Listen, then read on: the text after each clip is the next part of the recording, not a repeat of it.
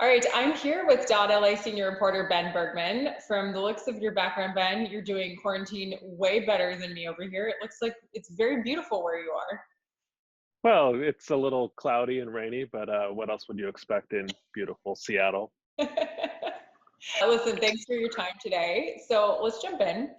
LA is home to Hollywood. It's normally known as the movie capital of the world, but you reported earlier this week that tech companies like Netflix and Google are actually drastically expanding their footprint over the next few years. So could you walk us going what's going on here?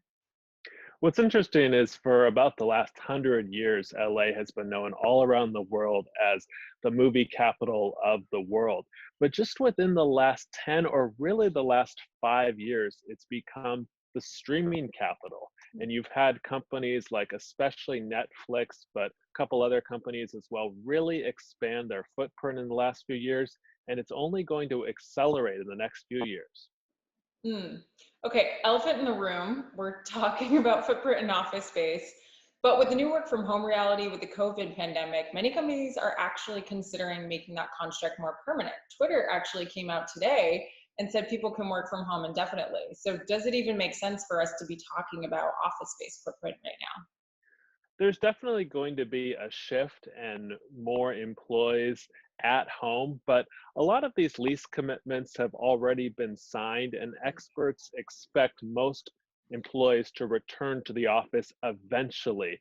And the timeline I'm looking at, as far as these companies expanding, is really 2022 and 2023 when Netflix will approach Disney as having the most office space in Los Angeles. So we would expect, hopefully, people to be able to return to the office by then.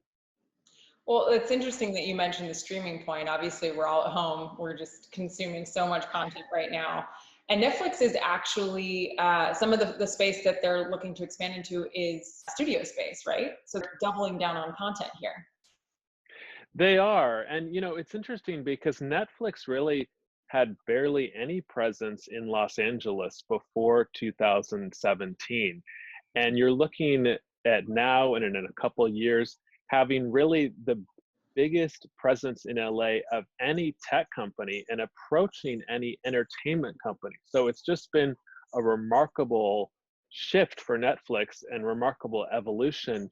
And they're officially based in Los Gatos in Silicon Valley, but by any measure, they're really an LA company. Well, that's a really interesting shift because you're right. I always thought about Netflix and thought immediately of San Francisco.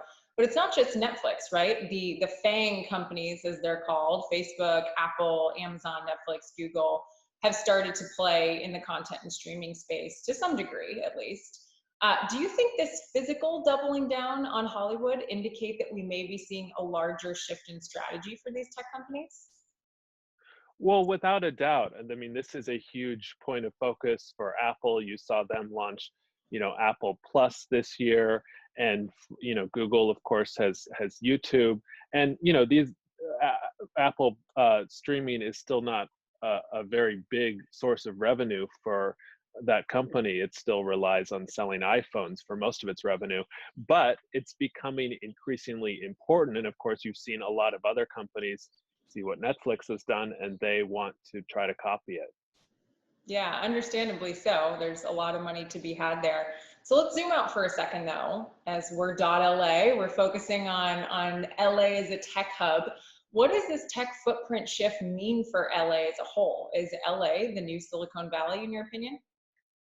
Well, no, it's not the new Silicon Valley, but I think what's interesting is these numbers we crunched with our friends at Hello Office reveal that for all these companies like Netflix that say they're in Silicon Valley, they're really in LA. But also, when you look at this field of companies combining tech and entertainment, those companies represent 50% of office space in West LA. And these giant FANG companies will represent 10% of all office space on the west side of LA. So this is so important to LA, these tech entertainment companies. And they also reveal that for all the talk we do at dot .LA and elsewhere of LA tech companies, these big FANGs are so important here, to some degree more important than those, so-called homegrown companies that we talk about a lot.